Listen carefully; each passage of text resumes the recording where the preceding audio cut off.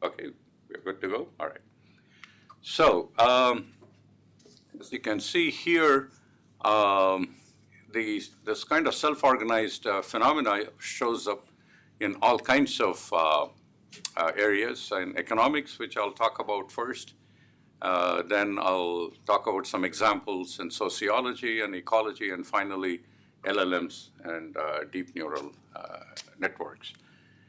And so the idea is we see these patterns in different domains. So the question I'm interested in, are there general principles of self-organization, or are they entirely different? The way you see self-organization, say in economics, is that different from how you see in sociology and in ecology, in biology, and now deep neural networks? Are they all very different, or can there exist some general principles of self-organization and the emergent behavior that we can mathematically model? Okay, so that's the question I've been interested in for a long time, actually. And in particular, that translates to this key question: given the properties of an individual agent, can we predict the emergent structure, properties, and behavior of the system of millions of dynamical agents? Now, we know how to do this actually for a particular kind of agents, when the agents are not goal-driven but goal-free, like molecules. So when you have millions of molecules, actually for that matter, an Avogadro number of molecules, the number of molecules in this room, for example, it's of the order of 10 power 23. And we know how to predict the macroscopic behavior of this, in this case, it's air. We know we can calculate its pressure, temperature, and various other macroscopic quantities, given the microscopic properties. And that is what we call the theory that helps us do that is what we call statistical mechanics or statistical thermodynamics. So the question, come on in. So the question I became interested in is, and this is a question actually I asked myself when I was a PhD student at Cornell in 1982. My thesis was on statistical thermodynamics, and so I became interested in the question, what if the agents were goal-driven? Instead of molecules, which were goal-free, what if these agents actually pursue goals? And examples would be like neurons. So the thing that got me interested in this problem was the following question, really. If you take a single neuron, which we know very well, we know the properties of how single neurons behave. A dozen Nobel Prizes have been awarded. So if you know the properties of an individual neuron, then I tell you I'm going to organize 100 billion of them in a particular way. Can you predict the property of the system, which is what we call as a brain? And so in particular, an individual neuron is not self-aware, but the collection is suddenly self-aware, and it can ask questions like, who am I, why am I here, and how long is this boring lecture going to be? Right? So how does consciousness emerge? And then can we develop a mathematical theory of consciousness? And that is really the question I became interested in 82. And so that led me to this particular version of that question, which is, what if the agents are goal-driven, like neuron or bacteria, and ants, birds, people? You're going to see some examples of these systems. And most living agents, in fact, all living agents are goal-driven. All living agents are goal-driven because at the very least, if you take the smallest life form, which is a cell, it has a survival purpose. It's built in. It is not thinking about it. It's not thinking, hey, where am I going to find food for my next few minutes? It is engineered, genetically engineered into the system. It's hardwired, where they are driven in this Darwinian sense to compete and fight for survival. So in that sense, all living agents are goal-driven, at least the survival goal. And as you get up on the chain, they get more sophisticated. The higher life forms, or like us, we are intentionally goal-driven. That is, we actually think about these things. Look, I'm doing this job, I don't like it, I want a better pay and I want better opportunities. So you intentionally and strategically, you think about switching your various options. So we are intentionally goal-driven, and then we have a reasoned behavior. And the lower life forms like bacterium, and maybe even ants and so on, they are instinctively goal-driven in the sense that the behavior is hardwired into them.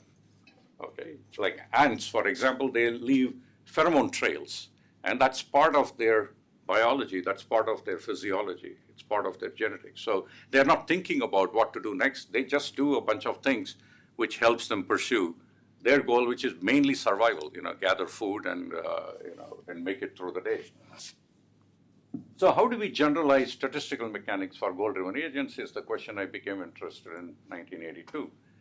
And the trouble in statistical mechanics with respect to goals is there is no room to put goals there. There is no concept of goal in StatMech because StatMech is all driven by random events. Molecules come and collide and then they diffuse and do various things, but it's purely based on probability and statistics of random events. But goal-driven events are not random events, they are strategic events. You pursue a particular path because that gives you some better satisfaction or whatnot. And so the question was, how do we integrate goal-driven agents into statistical mechanics was the key question. And it took about 10 years for me to sort this out. And it ended up, I ended up developing this new framework, which I call statistical teleodynamics, which is really a fusion of StatMech with game theory. Telos means goal in Greek. In thermodynamics, the dynamics of the agents, molecules switch state, driven by thermal agitation. And in teleodynamics, agents switch states driven by their goal-seeking behavior, and hence the name statistical teleodynamics. And I'll show that this framework tells us that there is a general principle across different domains for self-organized behavior for certain kind of dynamical system. Okay. All right. Let's see. So I'm going to first start with economics for motivating this thing, and then I'll touch upon the other ones. So look at the self-organizing dynamics of economic agents. Consider a free market with millions of agents. Let's say there are people who are competing for jobs in a big job fair, looking at various job postings, and they all have different skills to offer.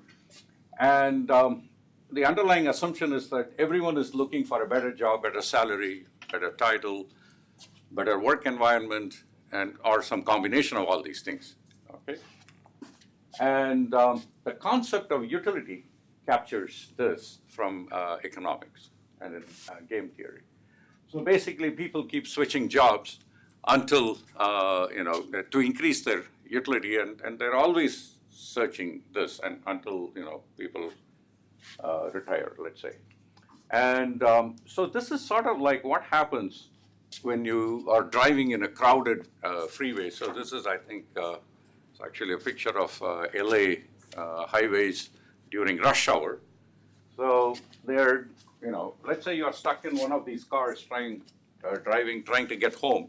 So what's the utility here? You just want to go home as fast as possible, as quickly as possible, okay? But every lane is crawling, it's slowing because it's a rush hour. And so you stay in your own lane because no point in switching to any other lane because they're also going equally slowly. So you're going along and suddenly you see that the road widens up. There's a new lane that's been added in, and somehow that is not that crowded. So immediately you switch there because you see an opportunity to drive faster and get home quickly. And this is what economists call as an arbitrage opportunity. That is, you see an arbitrage opportunity there, and you quickly switch there, and within seconds you are zooming down. The trouble is that wonderful idea occurs to every one of the other drivers, and they all switch, and within minutes, that lane is also crawling, that gets crowded. The arbitrage opportunity goes away. This happens, it's sort of like, it's like saying, hey, there is free food available. And people immediately go there, and then the food is gone because the resource is limited. This wide lane is not infinitely wide. So the arbitrage opportunities only last for a short time. And after that, all lanes are again going slowly. And, okay, so the travel time is the same across all these lanes. T1, T2, T3 is equal to T star, which is the travel time across all lanes. And this is called, in economics, as an arbitrage equilibrium. Okay? So at the arbitrage equilibrium, the utility of all your options are all the same. In this case, the utility is essentially the travel time, the minimal travel time. Okay? And so how does this apply to the job market situation? So here the idea is that people stop switching jobs if there is no arbitrage opportunity. So let's say that you are enjoying certain amount of utility in your current job, and then you get an offer from, let's say you're working here, you're living in a nice neighborhood in Chennai, and then let's say you get a nice offer from Gurgaon, okay? And there's more salary and better title, but for many Tamilians, moving to Delhi is a bit traumatic. And so you think, oh, they're going to pay more money and all that, but I'll leave all my friends, my friendly neighborhood, and this place where I enjoy my idlis every morning, and that place where I go for my lunch. And now I have to go to Gurgaon. Maybe I have to learn Hindi, which is a problem in the South. So you calculate the disutility of those aspects of the move, and you figure that, well, this 50% increase in salary doesn't make up for all the other costs, social and cultural costs I'll have to pay. And so you say no to that offer. But if the company comes back and say, we'll give you 10x your salary, okay, whatever you're making now, we'll give you 10 times that, the chances are you'll take it. Yeah, sure, I'll learn Hindi for that, and I'll give up on my favorite idlis, and then you'll move there. So at some point, you know, as I say, every man has a price. At some point, the utility makes sense, and you move. All right, and so that is the idea behind this arbitrage equilibrium here. Every worker enjoys. So people stop switching if the offers they are getting, the effective utility you calculate, not just the money part, but all the other things. When you put those things together, you figure at 50% increase, it's not worth it. And maybe at 100% increase, it's the same utility as what you are enjoying. At 50%, you feel that your utility goes down. At 100%, it's the same, so you don't move. But 10 times, then you move. Okay. So this dynamics also can reach an arbitrage equilibrium where the Hij, which is the utility of agent I in job J, is the same across all job offers. That's H star. So the question then is there an income distribution with constant H star, and can the free market dynamics find it? Okay. So we'll have to put some math into this. And it starts with what's the utility of now, like I said, it's a complicated function of money, title, the quality of work, your growth opportunities, the culture, a lot of things, which are hard to quantify, let alone express in the form of an equation. But people make these estimates all the time. Somehow, like I said, for 50%, it's not worth the move to Gurgaon. 100%, I'll have a chat with my wife. 10x, I'll convince my wife, So, we make those estimates all the time. And so we're going to build a model which expresses this kind of thinking. And So I'm saying that the effective utility Hij, which is the utility enjoyed by agent I in job J, has got three components, U, V, and W. Okay, and I'm suggesting that it really depends on two things.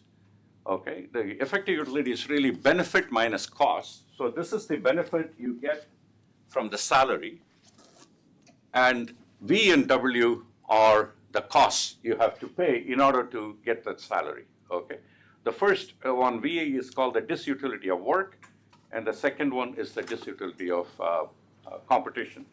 And we can convert these things into more precise equations. And let's start with U, which is the utility of your income. So the utility that you derive from your salary, okay, and it's been long known in economics for at least a couple of centuries that money has this kind of a saturation behavior. That is, the more money you have, the less valuable it becomes. If you ask the question, how much is $1 million, to a poorly paid Columbia University professor, it's a lot of money. And Trump is even coming after that. So, whereas, how valuable is $1 million to Bill Gates? Okay, it's even probably won't be even a round of error. The more money you have, the less valuable it gets. So it's a well-known property known as diminishing marginal utility. And so we model it as a logarithmic function where alpha I is a positive constant, which is sort of like a weighting function, a weighting parameter there. And so that's easy, that's the first one. The second one is the disutility of work. We are trying to estimate Vij now. Now, if you look at, like I said, the net benefit is income minus the effort you have to put in. So, so this is the effort you have to put in order to earn that paycheck, right? You have to show up at work every day, maybe do this long commute, put up with an abusive boss and hard, difficult work culture in order to make that money. So that comes, so the pay is not, there's no free lunch. You have to put in some effort into it. So that is this term. Now, most things in the net benefit profile, most things in life have this inverted U kind of a behavior. Okay? That is, as U increases, that is, as the salary increases, your U increases.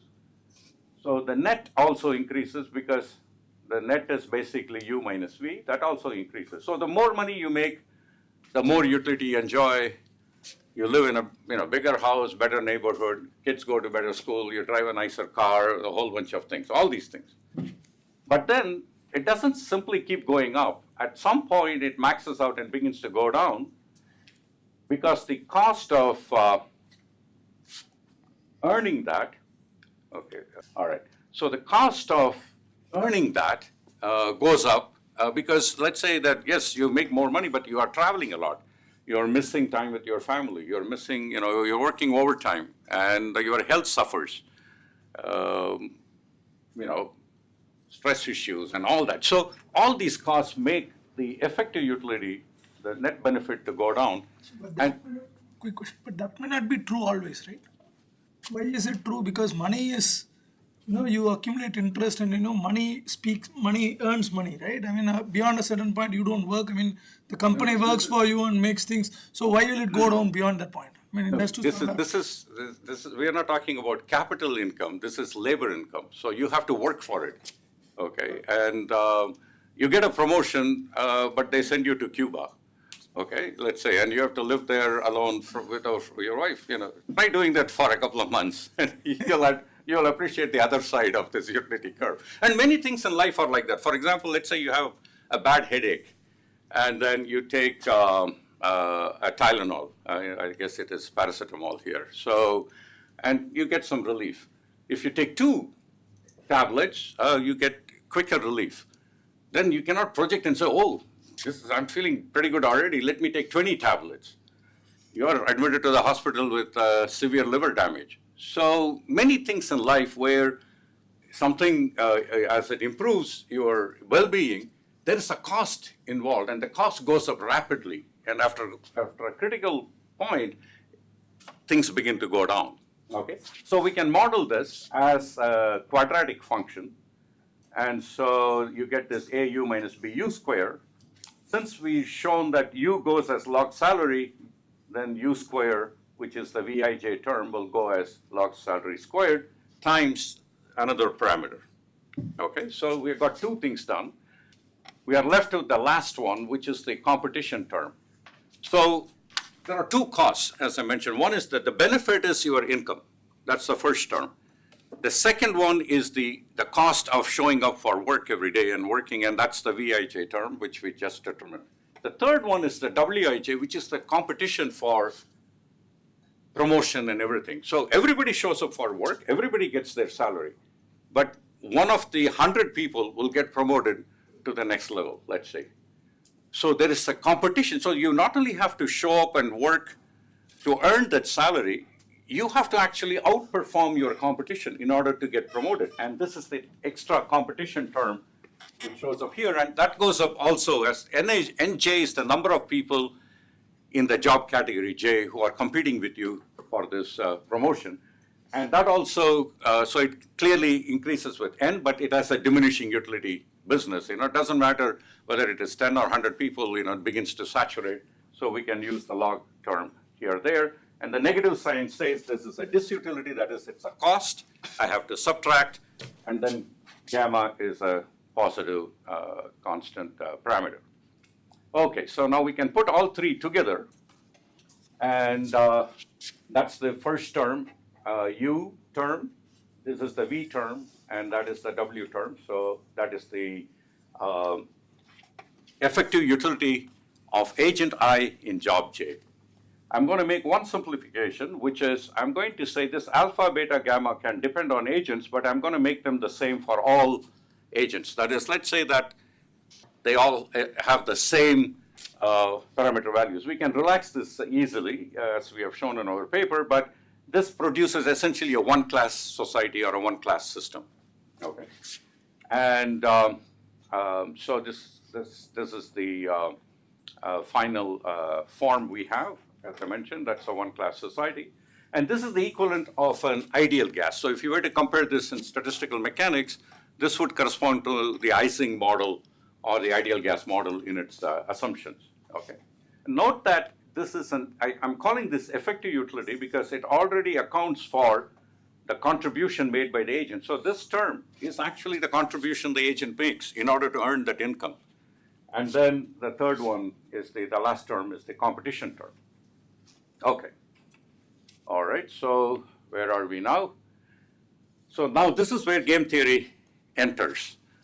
So you have these N employees competing for jobs, and this is what is known as a non-cooperative game, and particularly when N is very large, it's got a particular name, it's called a potential game. And there exists a well-known result that this game reaches an equilibrium when this potential is maximized. Okay? So, and the other important result that is well known is this utility is actually the gradient of the potential. So this is maximized at equilibrium, and the gradient is with respect to the population vector, it's Ni over N, as you can see. And since I already formulated my Hi, I can integrate that to get my potential. And that looks like this. It's got three components. This term corresponds to phi sub u, phi sub v, and phi sub w. And when you integrate these things, you get those three terms. Okay? And all of them summed together is maximized at equilibrium. Okay? So that is remember I talked about arbitrage equilibrium. That is these lane switching stops when you figure that all the cars are going at the same, all the lanes are going at the same speed, more or less, and that equilibrium, arbitrage equilibrium, is also known as Nash equilibrium. Okay, and these are well-known results in game theory that Nash equilibrium is unique if this potential is strictly concave, which in this case it is. So you'll reach a unique equilibrium, and from this dynamics will take you there, and so we know that this kind of competition will reach equilibrium. but what is the equilibrium distribution of income? Okay. Now, the key insight I had was when I was doing this is to recognize this last term here, phi w, is our old friend entropy from statistical mechanics, and therein lies the connection between game theory and StatMech, okay? So when I realized that, I said, let me reverse the problem. Instead of looking at the income dynamics from a StatMech point of view, let me look at a thermodynamic system from a game theoretic point of view. So it's kind of a 180-degree view, switcheroo in the viewpoint. So in this case, I have a game where all these molecules are, switching states, in this case, energy states, okay? And can such a system reach an equilibrium? That is, this Nash equilibrium, can it exist for a game of passive agents where they're not following, as they're making random moves, but I can define a utility-like function formulated this way, where A sub I is the energy of the state, I, and N sub I is the number of molecules in that state, okay? So this is sort of like, this is like the V term, and that's the W term. There is no U term here because there is no benefit that molecules see. But they are they try to minimize energy, and that's why this has a negative sign there. And then I can calculate, by integrating this, I can calculate the potential. And so game theory tells me that if I have a collection of agents which follow that sort of equation for effective utility, it will reach an equilibrium when phi is maximized, okay? So let's maximize phi and see what we get. We can do the standard Lagrangian multiplier formulation there, and out comes the Gibbs-Boltzmann distribution, which is what you would hope it will produce, so if the theory is consistent. So this equilibrium will lead to essentially a well-known result in StatMech with this Boltzmann distribution. And so the potential game formulation agrees with StatMech in the limiting case of purpose-free agents, which are what molecules are. And so the thermodynamic equilibrium is same as the Nash equilibrium. And moreover, we know what that phi is. That's what we call as Helmholtz free energy. So that turns out to be basically Helmholtz free energy, and we even call it thermodynamic potential. Okay, and this H I defined, the molecular utility, is essentially negative chemical potential. Okay, negative because chemical potential is minimized, whereas H is maximized. So you got to have a negative sign there. So this is actually a surprising and deep connection that we didn't know that existed before between StatMech and potential games. Okay. All right, now we go back to the income game. Now that it seems to produce the right kind of results, at least in the limiting case, so go back and then look at Nash equilibrium for this potential game. And now you don't get a Boltzmann distribution, you don't get an exponential distribution, but you get a log normal distribution because the structure of H is different. And so the underlying math is different. So as a result, so you can think of this as the equivalent of the Boltzmann distribution for economics. Okay. In the case of thermodynamics, it's energy which is distributed that way. In this case, it's income that is distributed. So the interesting thing about the log normal is, remember I said that this is an arbitrage equilibrium, which means every single agent is enjoying the same effective utility H. Is that the case? That is, if I calculate H, it turns out H is exactly the same all along the curve. Okay, so let's say that you have a janitor making about $30K at the low end, and say a CEO making a few $1 million, and everyone else in between. The salaries are different, but then if you compute that H star, the KH, it remains the same for everybody. Okay, yeah. By setting the alpha, beta, and gamma the same, all the agents are identical here. They are the same for all the agents. They are not, alpha is not equal to beta. Alpha is the same for all the agents, beta is all, yeah. So all the agents are equally qualified. Does it imply? It's not qualification. It implies that they all weight these different factors the same. That is, money is equally important to all of them. But does that imply that only if they thought of money in the same manner given their? Right. So, like I said, this is the equivalent of the ideal gas law. This is like PV equals nRT. We can relax the alpha, beta, gamma constraint. And for example, you can have two different classes of agents, each population having the same alpha, beta, but different from the other population. This is a two-class society. And when you do that, you will get intersecting log normal distributions. And I discussed that in the book a lot more, but we can relax that. So, that is the equivalent of van der Waals equation. See, in ideal gas law, you assume molecules to be point-like objects with no dimensions and no interactions between them. But then in van der Waals, you introduce both the size and the interaction, the P plus A over B squared term, that is the interaction term, and V minus B is the size term. We can do that here also. And you get a little more realistic results because it gets closer to practical situation. All right. And so, so as I mentioned, this H, when you calculate it, it's the same all across. And here, I'm going up. So this is the framework I was looking for. That is, given the individual agent's properties, can I predict the system level outcome? See, remember, that was the goal. Given the individual agent, can I predict the system level behavior? And that's what this is showing. Given all that, it predicts the equilibrium behavior. It's an arbitrage equilibrium. At arbitrage equilibrium, you'll see log normal. And that comes as an emergent property. No particular agent is actually doing anything specifically to generate a log normal distribution. It is only pursuing its own utility, and it wants to increase its utility. When everybody is doing that, that collective behavior leads to an emergent property, which in this case is log normal. And essentially, this is what I was looking for. Now, how does this compare with practice? Since our theory estimates a log normal income, I can predict what the top 1% share should be of an income pie, and then the bottom 90%, and the one in between. In an ideally, okay, so the other thing I forgot to mention in the last slide was, you could argue that this is the fairest distribution because everyone gets the same H star. That is, the effective utility is the same. Even the salaries are different. So the janitors make less money because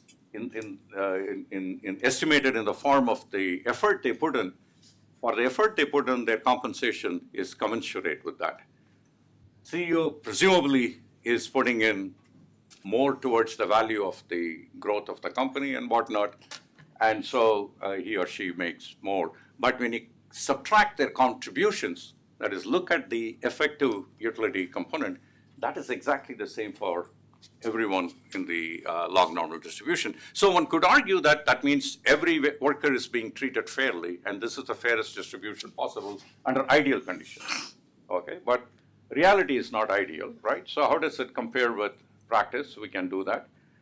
So we can measure the non-ideal inequality through this coefficient psi, which is a measure, which computes actual share over ideal share minus 100%. So if your compensation is fair according to this framework, then your actual share should be the same as the ideal share. That is, you are getting what you should be getting, and then psi would be 0 because this will be 1 and that'll be 0. And if psi is positive, you are getting more than your fair share. If psi is negative, you are getting less than your fair share. Okay. So how does this compare with real life data? So it turns out for the 12 Western democracies, there is actually reliable data, pre-tax labor income data that is available for 12 Western countries for about 100 years, from early 1900s to the most recent. So the x-axis, goes from 1920 to about 2010, when we published this work. That was the latest data we had. And the y-axis is this non-ideal inequality coefficient. So, for example, for Norway, remember that for the fairest inequality, I'm not saying there is no inequality. The question is the inequality fair? For a very simple example, let's say that you have John working at a job, makes $100 an hour, okay? And then you hire someone named Lily, a woman who works at the same job, produces similar quality of work, but works for 2 hours, and she's paid $200. Now, John's paycheck is $100, Lily's paycheck is $200. Is there income inequality? Sure there is. John's paycheck is $100, Lily's is $200. There is income inequality. But you say, aha, but Lily contributed more. She worked for 2 hours. So on a per hour basis, she's making the same as John. So even though she made more, it is fair because she contributed more. So that is what we are after. That is the so there will be inequality in the society because some contribute less, some contribute more. But are they being treated fairly? So in this case, Lily gets more because she worked twice as long as John, and so $200. If you paid Lily $150, she would complain. You know, why am I getting $150 for putting in 2 hours of work, whereas John got $500? Because that will be seen as, that will be an unfair inequality. If you paid Lily $250, John would complain. Why is she getting more for, on a per hour basis? That would also be unfair inequality. So what we are after is fair inequality. By the way, I deliberately chose the name John and Lily because John is the most common first name of American CEOs. Okay? So if you have a child named John, there's a pretty good chance he'll make it to CEO. And Lily is the woman who fought for equal pay for equal work. And under Obama, the US passed a law, which may or may not be repealed, who knows. But it's called the Fair Pay Act. And the woman who fought for that, because before that, women were getting roughly 25% less than their male counterparts for doing exactly the same work. So this is known as the Lilly Ledbetter Law. And so she fought for equal pay for equal work for everybody, and that, of course, benefited women also. Okay. So we are after, we are not about against inequality. It's about whether the inequality is fair or not. So if it is a fair inequality, I told you that psi should be 0. So the plot should lie along the x-axis. That is, if Norway is a fair society treating everybody fairly, then psi should be 0. But what is the real data? This is the income data for the last, say, 100 years or so for Norway, for the bottom 90% of the population. You can see that they were making less than their fair share because psi is negative for them. But in the last 25 years or so, they have come pretty close to the x-axis. Okay, and by the way, this is pre-tax. So since they have progressive taxation, you can always fix these things later on, right? You tax these people less, tax the high-income people more, which is what more progressive societies do. But they haven't published the post-tax data, so I cannot show you that. And so the pre-tax data tells you that it comes close. And they are on average about 7% less than the ideal share. What about the next layer? That's interesting. That's 10 to 1% income layer. They were making more than their fair share, but in the last 25 to 30 years, they have come very close to their ideal share. Sometimes they make less, sometimes they make more. All right? What about the top 1%? Now, the top 1% do very well no matter where you go. Okay? They make way more than their fair share. They really shot up. Then came this is the subprime crisis. And then, so that crashed, but they still make a lot more than what the theory would allow. But if you look at the 99% of the population, which is these two curves, they are very close to the ideal society. So Norway, and in fact, the results are similar for Sweden and Denmark, the Scandinavian countries, which are known to be fair societies. And now we have actually a mathematical proof that suggests that claim is actually valid. Probably the top 1%, they may not be even coming under the salaried category. No, no, you are absolutely right, but I'm not treating capital incomes here at all. So the stock market income doesn't figure in. This is purely labor income. It's only labor. Yeah, when you bring that in, it's an entirely different game, and the modeling gets a little more murky. So this is pure. Even at that, it's 106. Okay. Yeah. No, like I said, they look after themselves well, no matter where you go. Okay, so the interesting thing is the theory gets the bottom 99% right. It predicts that's what it should be under ideal situations. Yeah. How did you choose alpha, beta, gamma for this? Right. There is a way to estimate those things from the data. I'm skipping those details. I'm happy to point out the references. We can do that, but absolutely, you can do that. So Norway is sort of like helium, okay? Because remember, ideal gas model works. PV equals nRT model works for all the noble gases, helium, argon, and so on. So in that sense, Norway is the helium of economics, okay? So it follows an ideal gas-like behavior. Now, where does USA fit in? Now, US is at the other extreme. You can see that the bottom 90% steadily lost their share. And that's one of the reasons Trump is the president. So this is actually a backlash of economic insecurity of the people. And then the top 1% also is doing very well, as you can see. The middle layer seem to have more or less remained the same over the years. And one interesting thing is, in the 30 years after the Second World War, from 1945 to 1975, the bottom 90% did reasonably well. They were only 12% below their ideal share. And in fact, if you compare that period with the Scandinavian countries, they were exactly the same. The Scandinavian countries were also about 10, 11% below.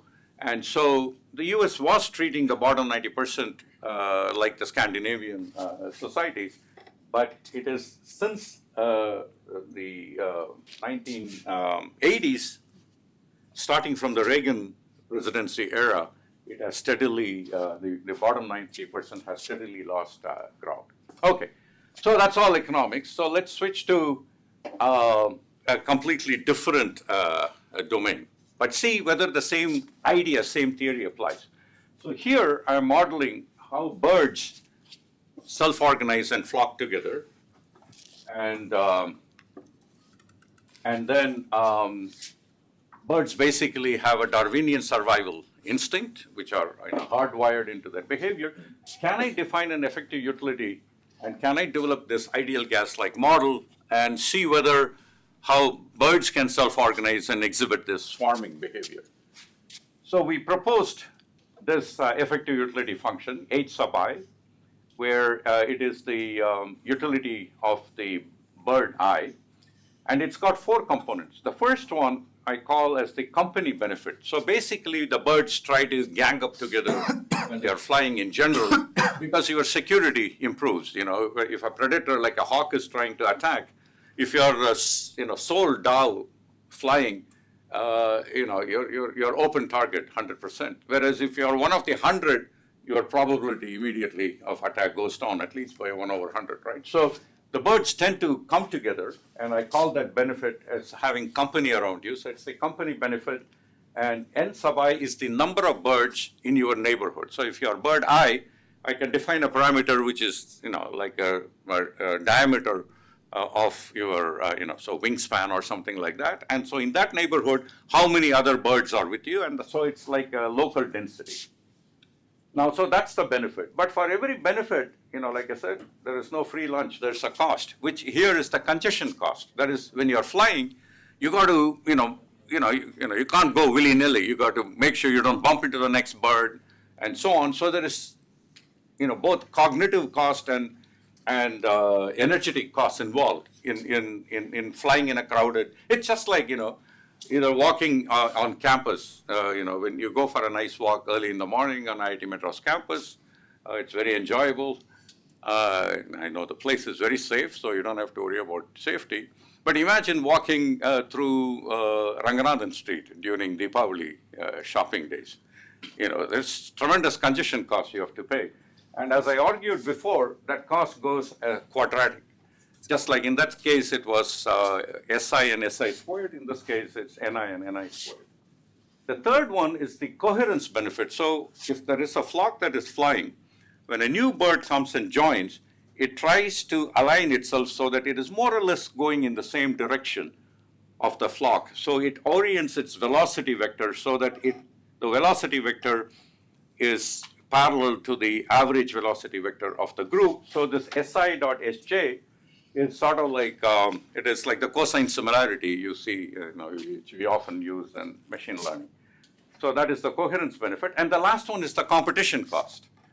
All the birds compete for their own, they want to get to a better place and away from these ones. So that is the cost they have to pay. So I compute this for each bird. And so I start a simulation. So this is like the molecular dynamics simulation, but for agents. And I have 1,000 birds or so packed in a box. And then I start them off. And initially, I set alpha, beta, gamma equal to 0. That means none of these terms matter. There is no company benefit, congestion cost, or alignment benefit. And basically, the birds are all flying randomly, which is what you would expect. So it's purely entropic behavior now, because the last term actually gives you entropy when you integrate that and get the potential. Then when I turn on those alpha, beta, gamma, so this is purely entropy driven, no constraints, no patterns. Then I turn them on, then you see flocking behavior. They all swarm together. But the interesting thing is, every one of those bird is having the same effective utility. Essentially this is like the traffic example, except there is no clearly defined lanes and so on. But as a swarm, when they go together, they all enjoy the same utility. And we can verify that by actually plotting the histogram for it. The other thing is that this arbitrage equilibrium is asymptotically stable. That is, you start off at time t equals 0, they all have very low utility, right? 0.66, that's what you see. Then within 100 steps, actually, their utilities go up because they're all jockeying their positions. They are moving to a crowded area, they are aligning themselves. They're doing all this in order to improve their utility because every single bird is doing that. And so the utility goes up pretty quickly in about 100 time steps. Then what we do is, in the 101 time step, the next time step, I randomly reassign all the birds. That is, just break up that order they have created, randomly distribute them. So immediately the utility drops. From 20, it goes down to 6. That is basically, it's a shock hitting the system, all right? But what happens?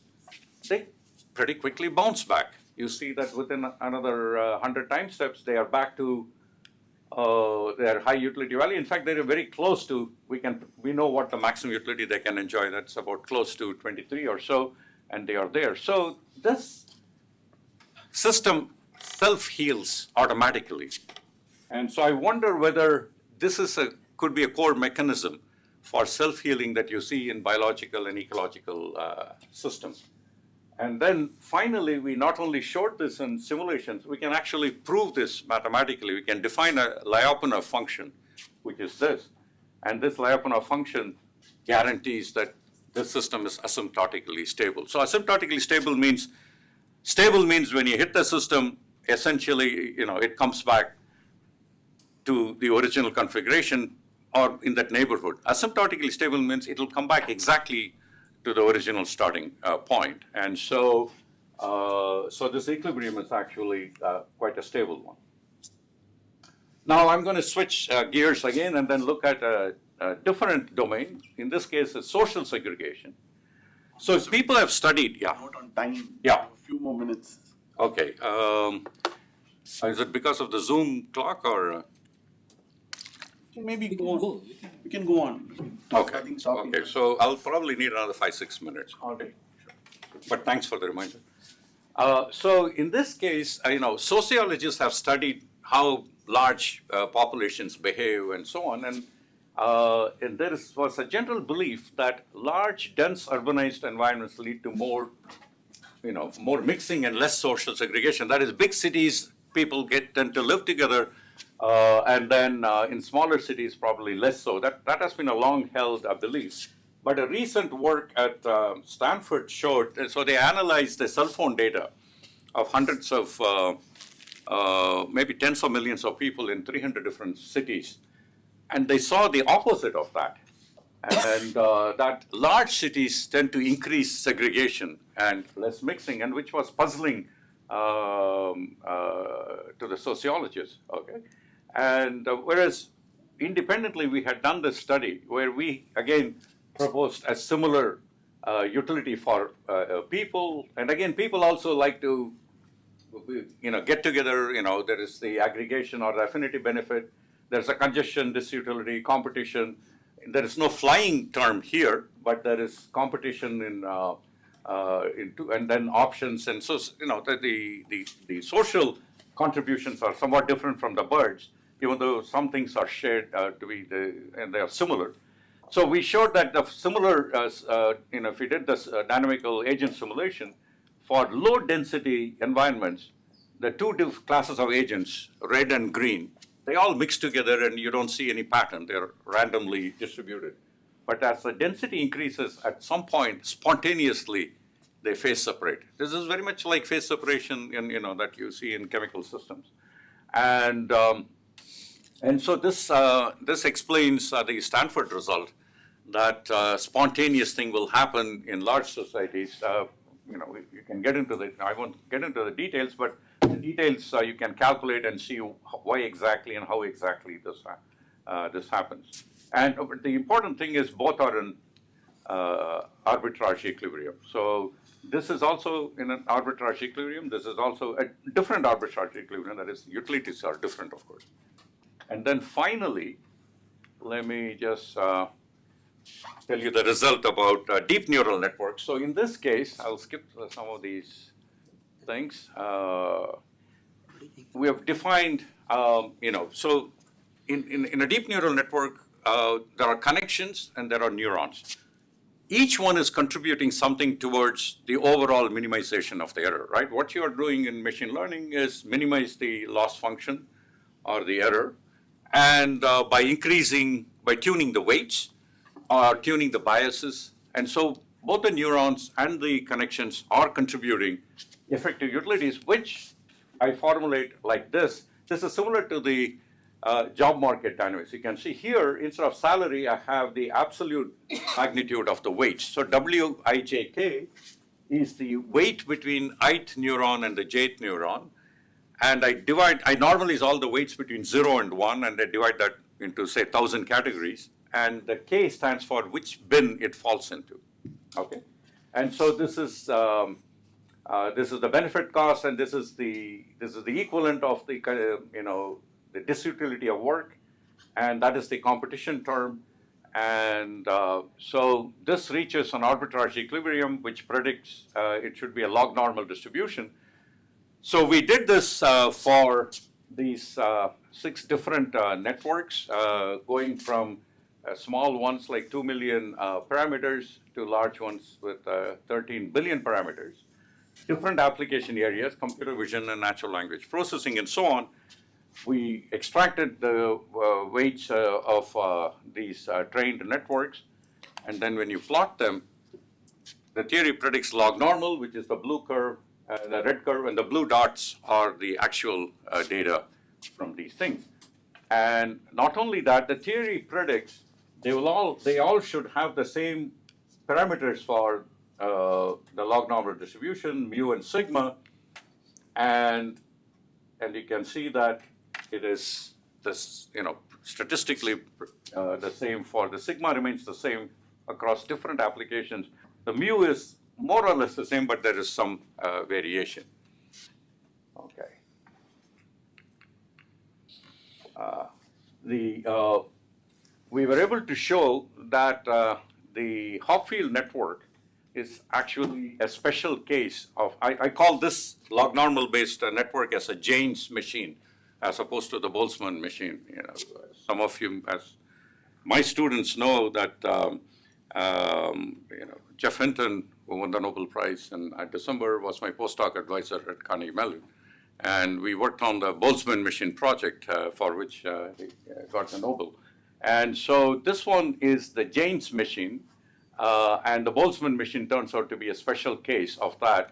I'll simply point out that, remember that I maximize potential, and this is the actual form, this is the entropic term, and these are the constraints. So this is sort of like the negative Gibbs free energy. So it's sort of like, G equals E minus Ts with a negative sign because I'm maximizing things as opposed to minimizing in Gibbs free energy.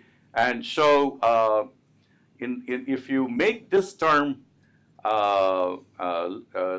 just make this term constant and this one linear, you get the Hopfield network and Boltzmann machine as a special case. I'm skipping over the details, but I'm happy to explain this if you are interested later on.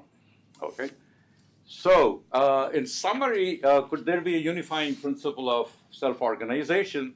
So here is what you have seen so far.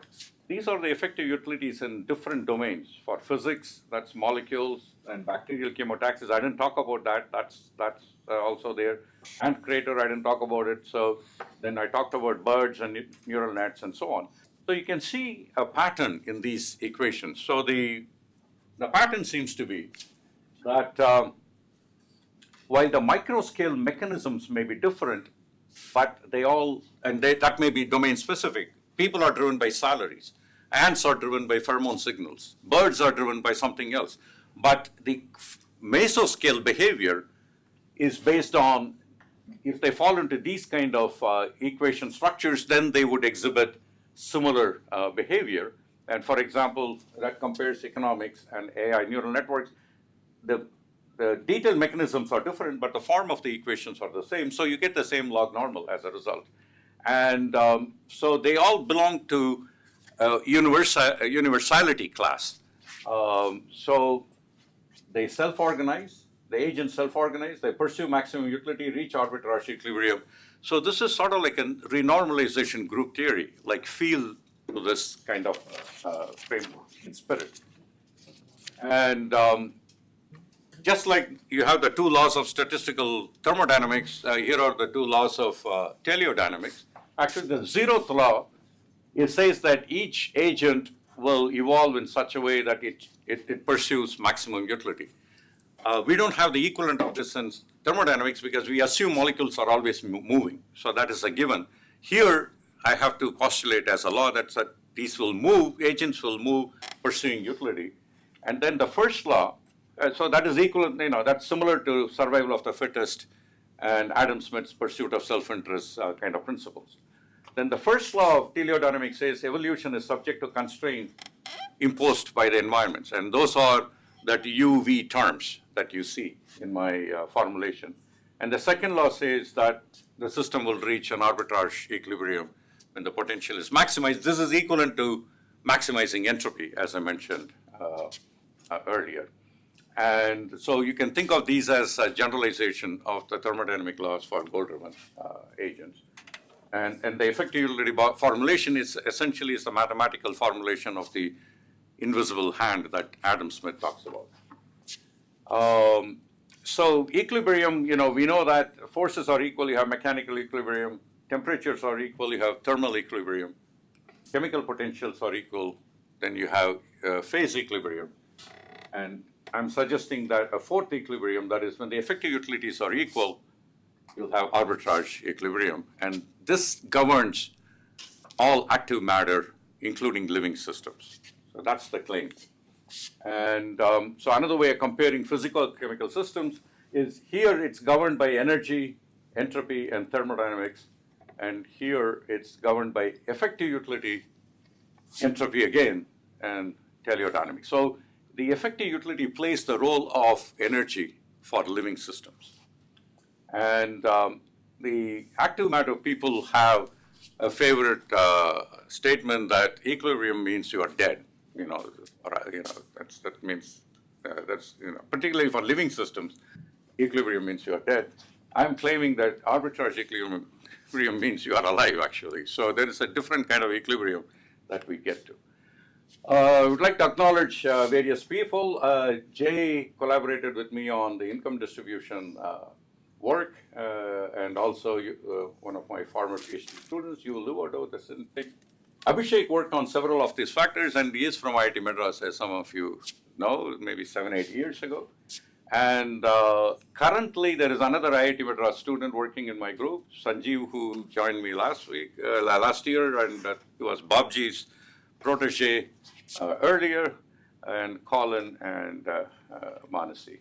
So thank you very much, and sorry I ran a bit late, and I'm happy to answer any questions you have. Thank you. Time for questions?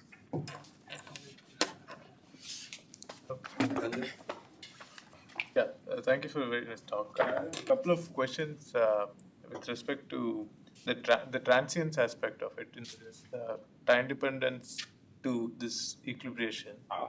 So even for classical systems with some arbitrary distribution, I mean, we have the H theorem which guarantees Boltzmann distribution, but then the time taken for that to reach, can be, there are these bottlenecks that we do see in classical glassy systems. I was wondering if you can comment on that, because when you compare the results from economics, you assume that to be the sort of benchmark, so implicitly assume that the relaxation times are small. Is that an assumption? Right, yeah. So the dynamics, and it's a very important question, and it's a very important property of these systems where the maximum potential reaching equilibrium only guarantees the final state. It doesn't tell you how long will that take, and the dynamics can be slow or fast. In the case of bacterium-like agents, the dynamics is fast, whereas at the societal level, things happen much more slowly. So this 100-year data we have on income data, that's typically 4 times or at least 3 times the work span. Lifespan of people may be around, say, 70 to 80 years, considering that old, 100 years ago people didn't live that long. But their work life span is about 30 years, so it's like 3 times that. So it's a long enough time sequence to see how long the dynamics takes. So year to year, it may not reach equilibrium, but over decades, you can see that kind of behavior. And so the economic data suggests these countries are in close enough to arbitrage equilibrium. I mean, it cannot be too far away, because for the same reason, people will immediately switch jobs and make that arbitrage opportunity go away. So we expect those dynamics to happen fairly quickly. And biology at the bacterium level, it is fast. But at the ecology, at the population level, that's much more slow. Again, when people have shown studies where you overfish a population, then you have to actually give that lake or whatever that area many years to recover. So there the dynamics is really slow, and that is known to be slow.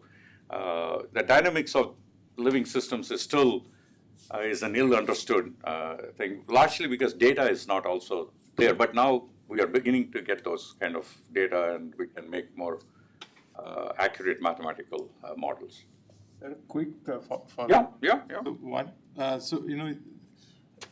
when you assume this equilibrium, and let's say you look at the single agent dynamics, you might have to make these assumptions about the correlation in terms of the decisions that they take. Right. I mean, if you have strong correlations, you can reach a steady state far away from the equilibrium. Right. I was wondering if you can. Right. So I guess you are implying things like herding behavior, right? And in our model, we don't have those terms, but those things can be incorporated. Like I said, the spirit of this modeling is like ideal gas. we can do van der Waals like corrections readily. We haven't done those things yet, but that's a good point. Yeah. Yep. In deep neural networks, like you said, each connection contributes an effective utility, which is the error minimization. Yeah. And then at equilibrium, all the effective utilities have to be equal, right? Yes. So that means each neuron in a network essentially contributes the same towards the minimization as every other neuron. Is that right? Yes. Effective contribution. So let's talk about connections. I differentiate between neurons and connections. So each connection after training contributes the same effective utility as every other connection in that layer. Okay. Okay, so that's because there are these three terms. The one is the benefit term is having a lot of weights. When you increase the weight, you are able to affect the error, basically the gradient descent much more effectively, right? But in order to maintain a high weight, there are costs involved. In biology, there is actual energy involved. You have to create those molecules which contribute to those weights. So there is chemical synthesis, reaction rates, energetics, all those costs are involved. So high weight, yes, you are able to contribute more, but you're going to pay a high cost and maybe hard to maintain that. So you have to subtract that. And in computational terms, these things affect, if the network becomes unbalanced, it's well known that when they would rather have lots of little weights than a few big weights because they really skew the performance. So there are costs involved there. So when you subtract costs for all the connections, then the effective utility, the net result is the same at equilibrium for all the connections. That is, H star is the same. And that is confirmed by the log normal distribution. The weights are distributed log normally. The interesting thing is neither Hopfield model nor Hinton's Boltzmann machine predict what the weight distribution should be. There is no scope for that. It's not that they make a prediction that is wrong. They cannot even make a prediction because Hopfield model, the way it is structured, there is no talk about what the weight distribution should be. And Boltzmann machine is essentially a derivative of the Hopfield model. And so there is absolutely no prediction. So right now, this is the only theory which makes a prediction. And it turns out a correct prediction because the outcome is verified empirically. Yes. Sorry. Yeah. So you showed that the income inequality curves Yeah. were below 90%, then in the top 9%, Yeah. 90 to 99. So what happens when you go below like a 50% mark or something? Because I would expect there to be much larger deviations. And the penalty that you give in your model for income, that goes as log of income square. Yeah. So my guess would be that for lower incomes, there should be a different kind of a scaling instead of just a quadratic thing which could fix it Right. potentially. So that's a good point. The theory itself, we can slice the societies into 1% layers and study bottom 99%, 98%, all the way up to the top 1%. We can slice the society into decals, 10%, 20%, 30%. The data is not available for most countries for that kind of granularity. The best you can do is this 3-layer category. Bottom 90%, top 1%, and the one in between. So that's why we made the comparison with that. We would love to do a more detailed or a finer comparison, but data is not available. It's not a limitation of the theory, it's a limitation of the data. And the second one we would love to do is, like I said, these are all pre-tax things. So let's say that pre-tax, your income is skewed, it's not log normal.